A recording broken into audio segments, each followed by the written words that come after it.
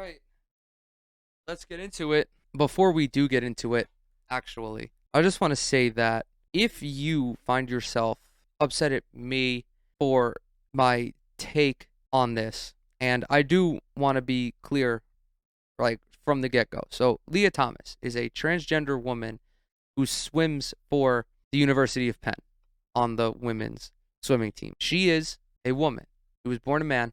She is formally beginning her transition, I guess. She's on HRT, hormone replacement therapy, and she is working to she's working towards becoming a woman. I acknowledge her womanhood. I stand with her.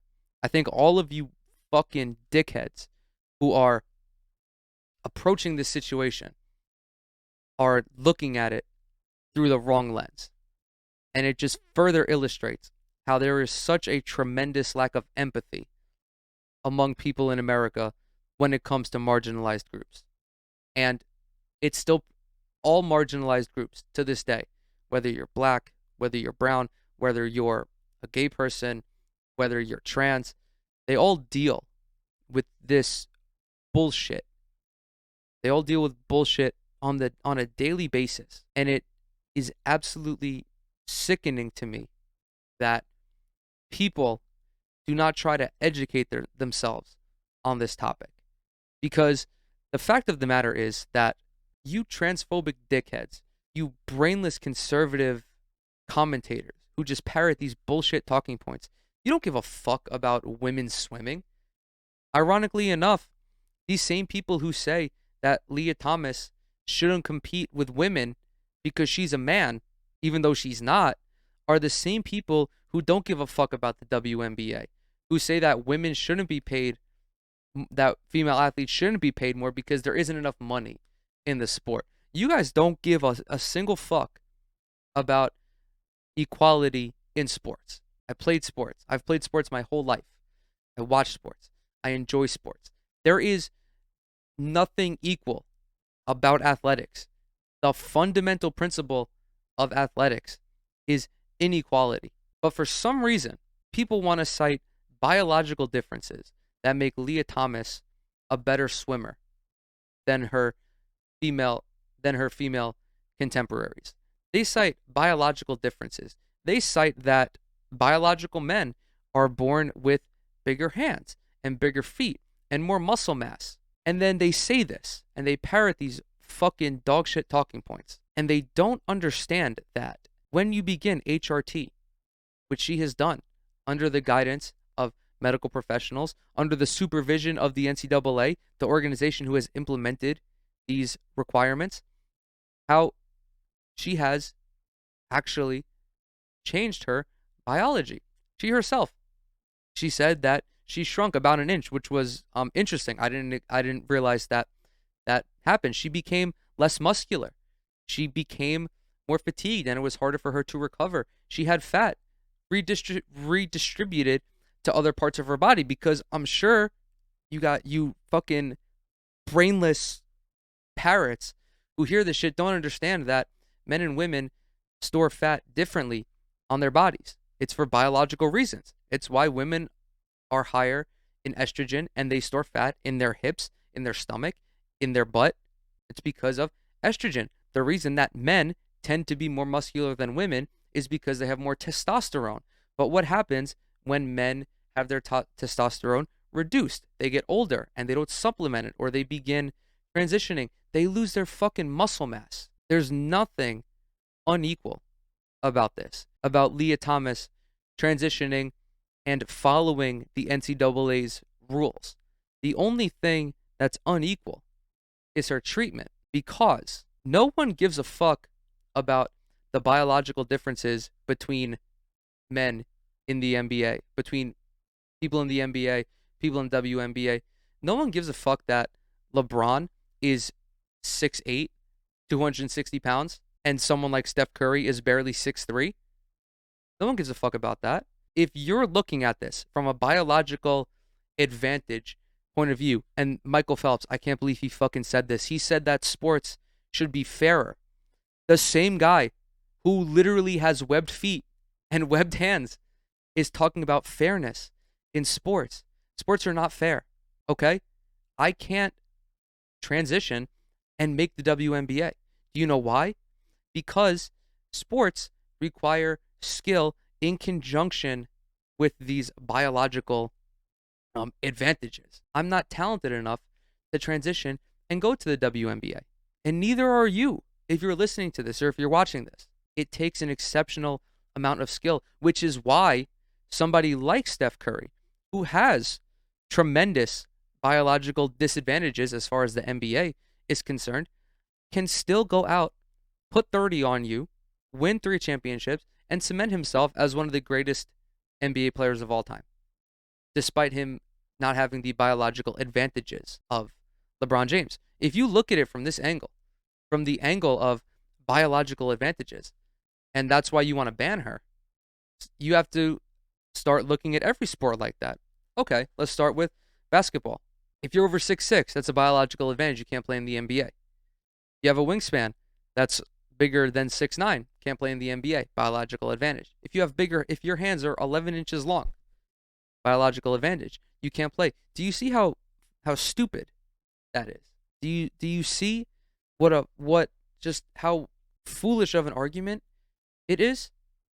There is no reason for people to be up in arms over a trans woman competing alongside and beating other women, which, by the way, is another misconception that was spurred on by conservative media. I don't even know how the fuck this happened. And again, I don't know if I mentioned this, but you don't give a fuck about women's swimming, if if you have an opinion on this. You're just straight up transphobic, okay?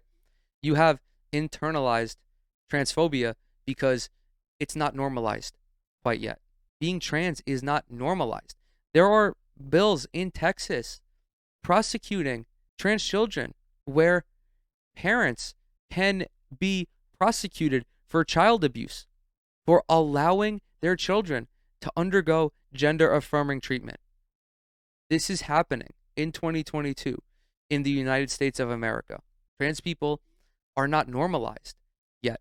You have people like J.K. Rowling, someone with an exceptionally large platform, being a TERF, a trans exclusionary radical feminist, and then Dave Chappelle echoing her same sentiments. It's not normalized yet, which is why there is such backlash against Lia Thomas. This is why you have people intentionally dead naming her, misgendering her, refusing to even try to understand more about this situation. Because, at least in regards to athletics, this is the TLDR of Lia Thomas. And if you would like to learn more about this situation, she did an interview with Sports Illustrated. It's not hard to find, interviews with her at this point because she has gotten so much coverage. But she did an interview with Sports Illustrated, and she's been swimming for a long time. She's been swimming since she was 5. She was a dominant swimmer in high school when she was a man. She was a dominant swimmer when she arrived in college and was swimming on the men's basketball team.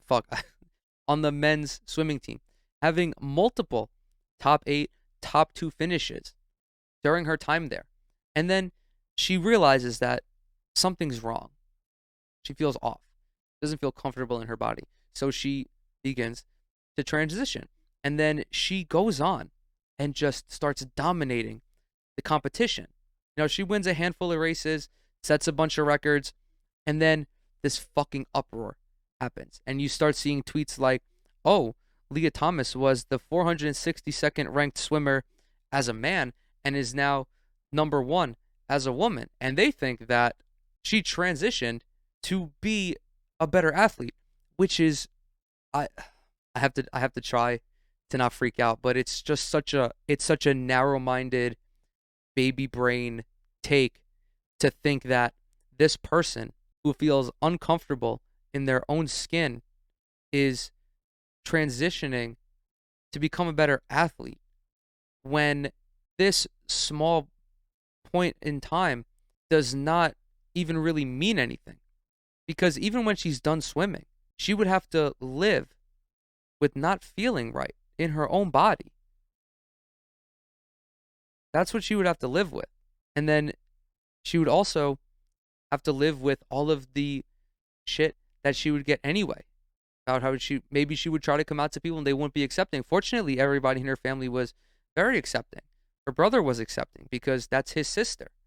Her parents were accepting because that's their daughter. That's what your parents are supposed to do.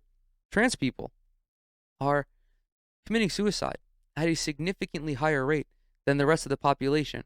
To think that she wants to transition just so she could get a competitive edge is just so fucking disgusting. It's such a disgusting take to have. And I would expect nothing less from groups of people who don't even follow sports, who don't understand anything, who have negative athletic ability, people who can't even throw a football with a spiral, people who can't shoot a basketball, people who have never done anything in the athletic realm to any degree, and they can fucking sit on their fat asses with Cheeto dust all over their body and say that, oh, she's just transitioning so she can get a competitive advantage, when the rules stipulate that in order to compete with the women's team, she has to give up her quote unquote biological disadvantages. Her routine is taking the testosterone from her body and replacing it with estrogen. She is literally a woman.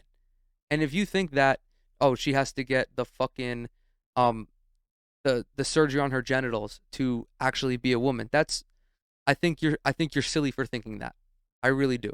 I think that you need to really like sit down and have a discussion with yourself, because there are a lot of people who heard people like Joe Rogan talk about men and women competing in the UFC, for example. And I was one of those people. I was never like, entirely closed off to the idea, but, it's powerful propaganda. But also, there is quote unquote biological disadvantages in a man like me who's 150 pounds barely, and someone like fucking Derek Lewis, which is why combat sports have weight classes, because man or woman, it doesn't matter. If there's a 100-pound weight difference between two people, the smaller person is getting clapped. I'm sorry. I don't care how much of a Napoleon complex you have as a short man. If you try to fight someone who's 6'2", 225, you're getting stepped on. You are getting thoroughly embarrassed. You might even literally get turned into a pretzel. So to think that like this whole biological advantage shit, it's bullshit, especially when you consider, again, the actual skill of the competition, because sports require a tremendous amount of skill, at least predominantly non-contact sports, because again, when you get into actual contact sports, it's not the male female difference that's detrimental, it's the size difference. This is why football players have to wait 3 years before turning professional, whereas basketball players only have to wait 1. It's not a biological difference, it's a weight difference. And you have big women out there, women who weigh more than 200 pounds who are fucking strong. I saw this video of a woman deadlifting 600 pounds on TikTok the other day. Like, that's fucking insane. Another way to get into the weeds here is the whole biological advantage thing. What do you do with a woman who has high testosterone, for example, because that seems to be the cutoff? What if a woman has exceptionally high testosterone for the female reference range? I don't know what the female reference range is. I think it might be like 10 to 50 nanograms per deciliter. I know the male reference is 200 to like 1100 depending on the fucking lab you go to. But like, where do you draw the line? And I think another thing about this that's getting lost in translation is that she won a couple races and came within a couple seconds of beating KatieLedecky's world records or whatever it was, but she didn't clap up the competition like people thought she would. If you gave a fuck about women swimming, this wouldn't be your talking point. You would be talking about all of the other ladies who did win. If she has such a genetic advantage or a biological advantage, why didn't she wipe the floor with her competition? That's another thing to consider. LeBron, quite possibly the most gifted NBA player ever, physically. I'll throw Wilt Chamberlain in there as well. Why didn't they win the championship every year? Hmm? Why? Is it because that there might actually be a considerable amount of nuance to this conversation, and that sports is more than just biology? Because swimming is an exception. It's a very, very high skill sport. It's very, very intense. There's a lot of technique involved as well. Biology can only get you so far.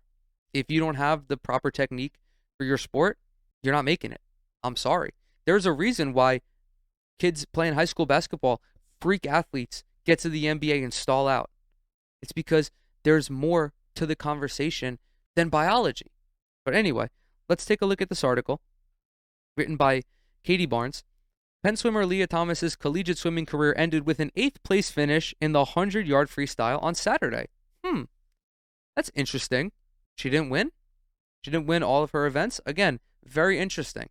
Virginia freshman Gretchen Walsh won the title in 46.05 seconds to land her first individual NCAA championship. 2 seconds Lia Thomas got beat by in the 100-yard freestyle championship. No one's talking about that, though. Just a little weird, isn't it?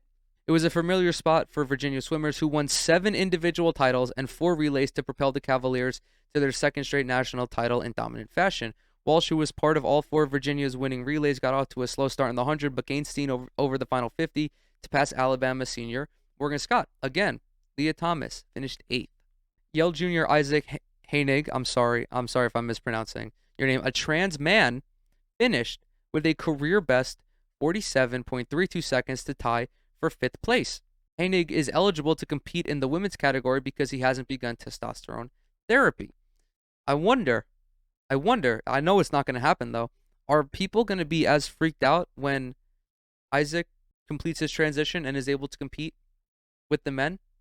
And if he's wiping the floor with them, if he's clapping their cheeks, are they going to be up in arms about this?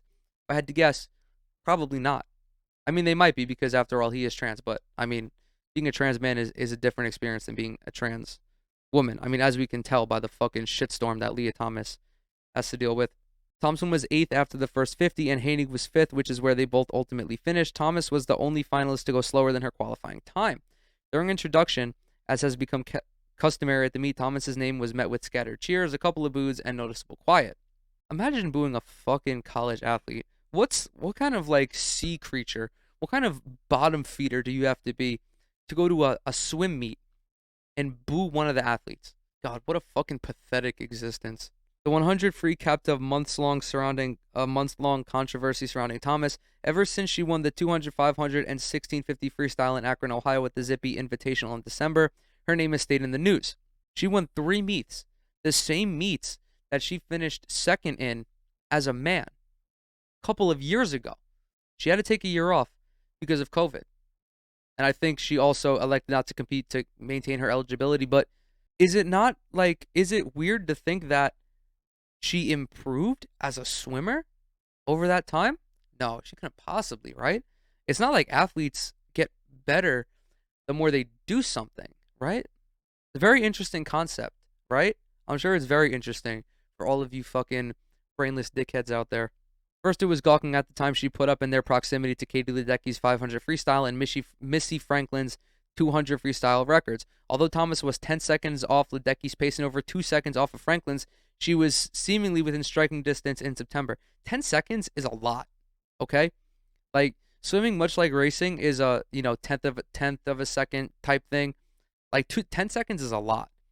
Many in the swimming community wondered how fast Thomas would be after a season of training and a full taper heading into the NCAA championships. That core question was finally answered in Atlanta. Thomas competed in 3 individual events, the 500, 200, and 100 freestyle. She made all 3 championships, making her a 3-time All-American. She placed 8th in the 100, tied for 5th in the 200, and won the 500. So she won one of these meets that she competed in. She didn't dominate like the narrative leads you to believe. Thomas set no pool meet or American records during the meet.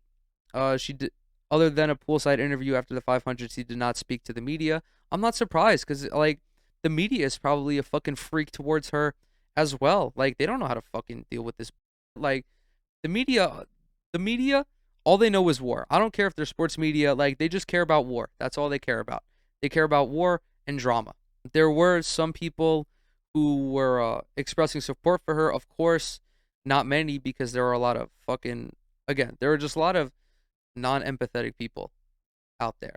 Because again, this is America. This is the most hateful country that's ever existed. Then there was like a bunch of talk about the NCAA's requirements. The policy requires transgender women to go before an independent panel and prove that they do not have a competitive advantage over their cisgender peers and to undergo testosterone suppression for 36 months with their testosterone levels under 5 nanomoles per liter. Okay, so that's probably the like higher end of the reference range. But either way, like this is a very fine line to walk because women can naturally be over this. Like I think there was a long distance runner who got banned from the Olympics or something along those lines because she she her testosterone levels were too high. The whole idea of thinking that by allowing trans women to compete in women's leagues is going to erode the fabric of women's leagues is such it's just transphobic. That's literally all it is. Because one, they're women, and two, there are so few trans people in America and even so few trans athletes that it's not an issue. And again, there are more trans athletes out there than you're hearing about because they're just worse than their peers. You only ever hear about them when they're winning. Okay? It's estimated that, very much like the regular population, there's anywhere between like 0.5 and 1% of NCAA athletes that are trans. But you only hear about one or two every couple of months or every year or so. And there are millions of NCAA athletes. So there are more than one or two trans athletes that are not getting this coverage. And it's because no one understands. Nobody cares to understand either. And I think that's the most disturbing part is that people who don't understand athletics, that's the most dangerous part. People who don't understand athletics talking about this in such a damaging way is way more detrimental because you're missing a key component of the argument. And as I already mentioned, the most pertinent part of this argument is that there needs to be a skill level there. You have to be a skilled athlete before you transition in order to continue that after you transition. And that is the part that gets lost in translation. And I'm sure it's intentional because, if you're a fucking right winger, or I can even say that like you're a right winger because like there are a lot of progressive people as well. I was reading this article, another article along the lines of this, and there was a parent of either a teammate or an opponent who identified as progressive but felt that Lia Thomas should not be able to compete because of, compromising the integrity of women's sports. Think of this in the context of American politics, where if you're in your 40s, in your 50s, and you claim to be progressive, chances are you're not progressive. You're a neoliberal. And what a neoliberal is, you are socially liberal, quote unquote, and economically conservative. You're either that or you're a centrist. But if you're a centrist in America, you're a conservative because America is a center-right party. That's how it is. So, no, being transphobic does not make you a progressive. And a piece of this argument that we have to abandon, that I know we won't, is the whole compromising the integrity of women's sports. These people, again, don't give a fuck about women's sports. They watch the U.S. women's national team, and that's it. That's the extent of their support for women's sports. They don't give a fuck, okay? They don't. It's just another talking point for them. But it's a dangerous talking point because we're not talking about some silly shit, okay? We're not talking about Chet Holmgren being the number one pick, okay? We're talking about a human being who has to live in her own skin. And she didn't feel comfortable in her own skin until like a year ago or 2 years ago. Imagine the psychological damage that does to you. This is a human. And all of you fucking, oh God, I can't even, dude, I'm going to get so fucking mad. And all of these fucking anonymous athletes, all of these fucking anonymous athletic directors, people in their respective athletic departments, tarnishing this young woman because she doesn't conform to the rigidity of society is sickening. Like, I saw this one quote how there was a girl who finished 17th. She finished behind Lia Thomas, who finished 16th in some race, and she was screeching about how she shouldn't be allowed to compete because she's trans. Meanwhile, there were 15 other people who beat her. Like, I'm sorry, miss. You're not that good. Okay?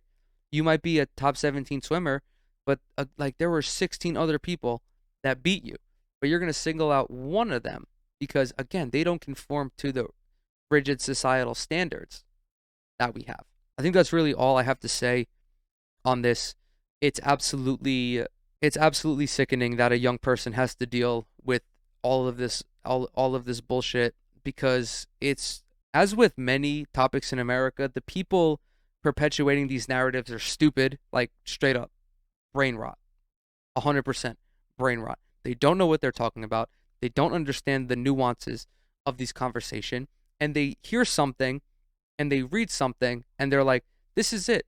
There couldn't possibly be any way that this person is trying to push a narrative or is trying to propagandize the situation. No, there's no way. They're being honest, and this is true. Men have biological advantages over women. And okay, yeah, you can think that, but it's not true. It's not true. There are things that men have because of their hormones, but the minute that you tackle that and you undergo HRT, you begin to lose those quote unquote disadvantages. Now, I do want to say something. Yeah, I am also trying to push you a narrative and I'm trying to propagandize this for you, but the difference between me and the difference between people on the other side of the spectrum is that I know what I'm talking about. And I'm actually bringing substance to the conversation, both in terms of a biological perspective and from an athletic perspective. It's just something to consider, okay? Seriously, if you listen to this and you're not scared off by me calling you a fucking dickhead, by calling you a brainless loser, sit down with yourself. Be a little introspective for a second and think about this. Do your own research. I fucking hate using that term now. But like, actually look up all of these purported differences. Like the bone density thing is an amazing one because that's just like not true. Men's bones are slightly more dense, but like, what the fuck does that have to do with swimming? Hand size and wingspan make a bigger deal.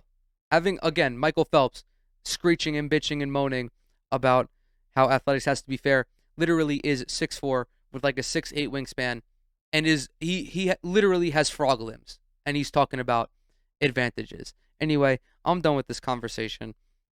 Congratulations to Lia Thomas for her collegiate career, for the multiple races that she won.